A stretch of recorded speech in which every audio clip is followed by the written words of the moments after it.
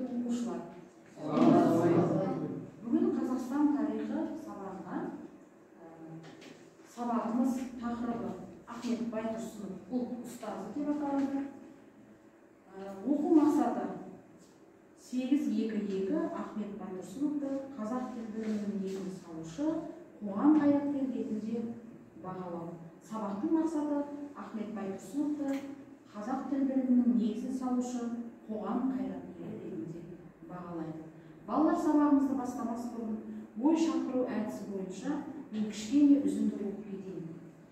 Өзге оқыған мырзалар шен іздеп жүргенде қорлыққа ұшырап, құлдыққа көніп, ұйқы басқан қалың қазақтың ұлттық намысын жыртып, жалғыз Ахмет, сол патша заманында жалғыз Ахмет еді. Қазақтың ол уақыттағы кейбір оқығандары уезд, губерния соттарына күшталып, тілмәш болып, кейбірі арын сатып, ұлықтық іздеп жүргенде Ахмет қазақ ұлтына жанын аямай қызмет қылды.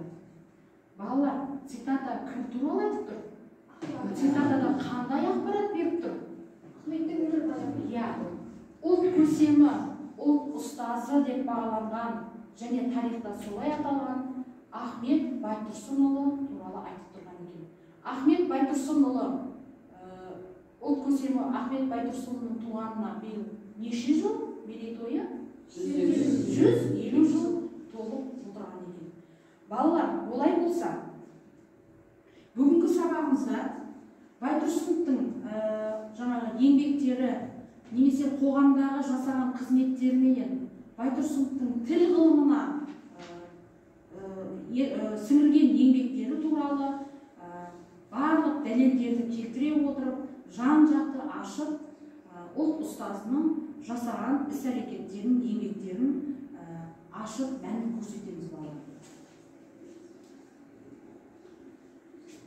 Байтұрсыновтың балалар, біз үйге тапсырма, Байтұрсынов бойынша үйге тапсырма мәтінмен оқып танысып, ұлт ұстазының барлық өмірбаянымен қосып, қоғамдағы сіңірген еңбектері барлық жағынан көрсетілген және осы бойынша үй тапсырмасы берілген еді балалар.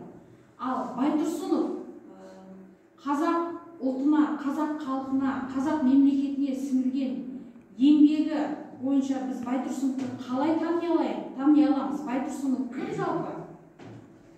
Қазақ тарихында алатын орны қандай? Жас айта қойын.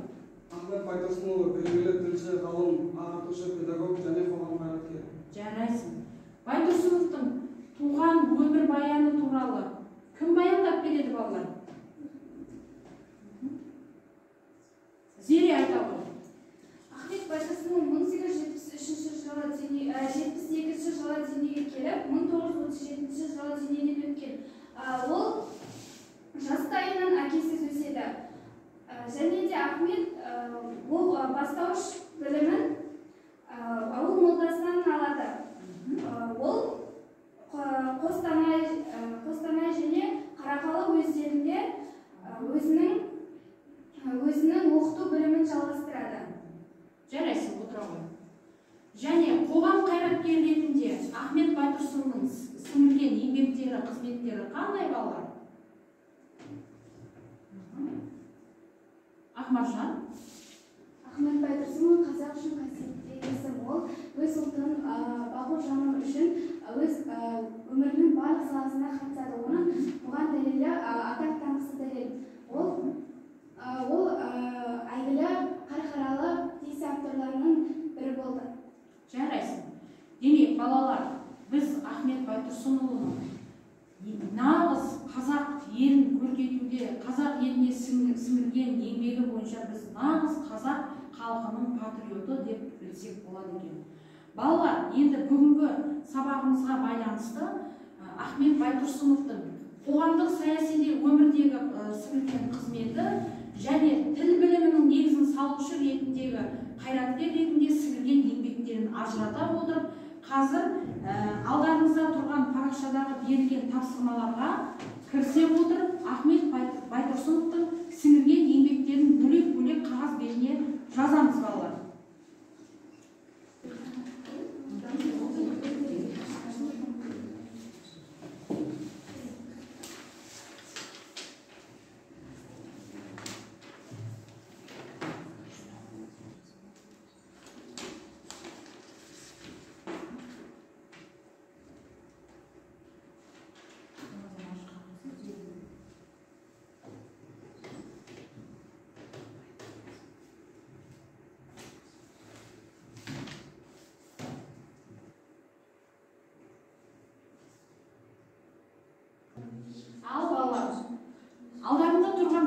бойынша кестеде берілген Байтұрсыновтың атқарған қызметтері бойынша 3 дәлел келтіру керек болады, иә балалар?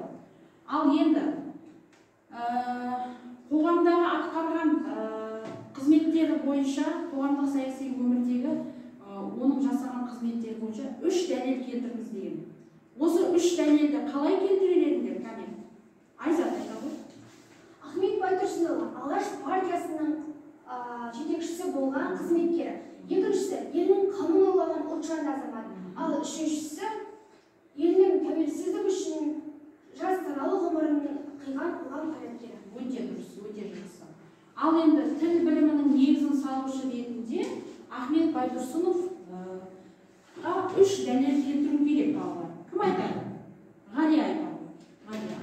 Ахмет Байтұрсынов қазақ тілінің негізін қалаушы, оған бірінші дәлел өзінің әдебиеттанушы, яғни аудармалар, екіншісі ағартушы, және үшінші бала оқу жөніндегі педагог. Жарайсың, педагог, ағартушы және әдебиеттанушы ретінде 3 дәлел келтірілді екі топтан. Енді балалар, үшінші әдісіміз бойынша қазіргі өтіп жатқан біздің жаңа сабағымыздың біз үнемі тарих сабағында осы фото емес әдісі бойынша біз барлық оқиғаның кез келген тұлғаны осылай дәлелдеп фото емес формуласына салып айта аламыз. Ендеше осы әдіс арқылы Ахмет Байтұрсынұлының тіл ғылымы негізін салушы ретінде және қоғамдық саяси өмірде атқарған қызметі жөнінде өз әркімнің позициясын түсіндіруі және мысал келтіруі ең соңында қорытындылауы бойынша қазір екі топқа сөз беріледі. Тіл білімінің негізін салушы ретінде Ахмет Байтұрсыновтың жаңағы өз ойларыңызды дәлелдеңіздер. Кәне, осы формулаға кім өз ойын білдіре алады? Жасылар. Менің ойымша, тіл білімінің қалыптасуы, мысалы, араб әліпбиіне өзгерістер енгізіп, қазақ алфавитін құрап шықты. Мысалы, ол ұстаздарға арналған оқулықтар жазды. Қорытындыға қазақ әліпбиінің негізін салушы. Дұрыс, қорытындыда қазақ әліпбиінің негізін салушы ретінде тарихта біздің ұлт ұстазы ретінде Ахмет Байтұрсынов алтын әріппен аты қалып отыр, иә? Жарайсың, жасылап отыра ғой. Және тіл білімінің негізін салушы тұлға ретінде кім өз ойын дәлелді айта алады? Ғалия. Менің ойымша, Ахмет Байтұрсынов әдеби қазақ тілінің қалыптасуы үшін көп тер төкті. Талдау, ол 1920-21 жылдары қазақ КСР-ның халық ағартушы комиссиясы болып тағайындалды. Мысалы, ол тіл құралы атты еңбегін жазып жарыққа шығарды. Мен оны қорытындылаймын. Нәтижесінде ол 1921 жылы Орда оқу құралы атты еңбегін, 1924 жылы сабақтастық атты еңбегін жарыққа шығарды. Жарайсың, отыра ғой. Жақсы. Ал келесі топқа сөз берейік. Ахмет Байтұрсынұлының қоғамдық саяси өмірдегі атқарған қызметтері бойынша өз ойларыңды білдіре қойыңдар балалар. Менің ойымша, Ахмет Байтұрсынұлы ұлт ұстазы деген атаққа өте лайық. Себебі Ахмет Байтұрсынұлы қазақ алфавитін құрап шыққан адам. Онымен Ахмет Байтұрсынұлы Жақсы, отыра ғой. Сен тіл білімі ғылымының негізін салушы ретінде қазір айтып кеттің. Қоғамдық саяси өмірде Байтұрсыновтың атқарған қызметтері өте көп. Айзат айта ғой.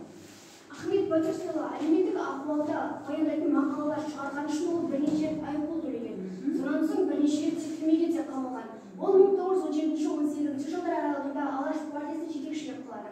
Онан соң 1917 жылы паша тақтан құлаған соң Ахметке ол зор қуаныштың бірі болатын. Сонан соң ол бүкіл жас саналы ғұмырларының барлығын халық үшін, халыққа өзінің пайдасын тигізу үшін барлық саналы ғұмырын сол үшін өткізеді. Яғни саяси күрес үшін өткізеді. Ахметтің халқының қоғамдық ой санасының барлығы, қоғам жасаған көтерілістің барлығы Ахметтің есімімен байланысты. Өте дұрыс салдарында Ахмет Байтұрсынов тек қана тіл білімі емес, тек қана педагог емес, қоғамдағы атқарған оның қызметтері, игі істері өте орасан зор екен, иә балалар? Ал балалар, бүгінгі сабағымызда ұлы тұлға, ұлт көсемі және ұлт ұстазы атанған Ахмет Байтұрсынұлы туралы мағлұматтардың біразын алдық. Ол кісінің жан-жақты, тіпті саналы ғұмырының барлығын осы ел үшін, жері үшін жанын аямай жасаған еңбектері, шығармалары, ол тұлғаның кім екенін жан-жақты аша көрсете отырып, біз бүгін қоғамдағы сіңірген еңбегімен және тіл білімі ғылымына қосқан үлестерін ашып айтып көрсеттік деп ойлаймын. Балалар алдарында тұрған бағалау парақшалары бойынша қазір өз-өзін бағалап оқушылар отыр. Сол бойынша әр топтан өте жақсы жауап берген және үздік жауап деген бағаға мен мына топтан Әбдіхалық Айзатты ұсынамын, ал мына екінші топтан Жұмаділі Ғалияны ең үздік жауап деген ең жоғарғы бағалаулар ұсынамын. Ал енді балалар, бүгінгі сабағымызды қорыта айтқанда, жаңағы Байтұрсыновтың шығармашылығына байланысты, еңбектеріне байланысты, мемлекетті Алашорда үкіметін құруда, Алаш партиясын құруда, жаңағы көшбасшы ретінде өзінің сіңірген еңбектері жайында үйде эссе жазып бересіңдер және сабақты бекіту мақсатында ең соңында Байтұрсыновтың мынандай әдемі бір шумақ өлеңмен сабақты аяқтағым келіп отыр. Балалар оқуға бар, жатқа қарап, жуынып киіміңдер шапшаңырақ, шақырды тауып мана әлдеқашан, қарап тұр терезеден күн жылтырап дейді. Міне балалар, ұлт көсемі сол 20-шы ғасырдың басында да балаларды ағарту ісіне тартып, олардың білім нәрімен сусындатқысы келіп, бар жан тәніменен білімге, ғылымға шақырды. Балалар, бүгінгі сабағымыз бойынша қандай жағдайлар сендерге түсініксіз болды, немесе қанша осы тақырыптан қаншалықты өздерінің білімдеріңді жетілдірдіңдер? Кәне, айта қойыңдаршы.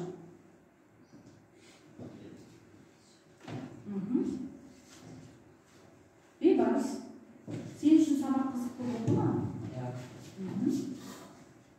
Ахмет Байтұрсынұлы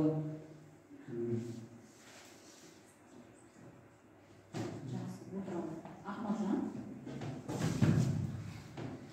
Бұл сабақта Ахмет Байтұрсынұлы туралы көп деректер өзімізге алдық және соны біліп жүретінбіз. Жақсы. Достар. Ахмет Байтұрсынұлы туралы көп мәліметтер біліп, қызығырақ болды. Танысу, осы уақытша білмеген ағамызды енді есімізде сақтап жүреміз. Жарайсың. Ерасыл. Маған бұл сабақ өте қызықты болды.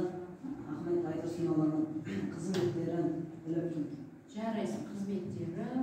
Жасұлан. Маған бұл сабақ өте қызықты болды.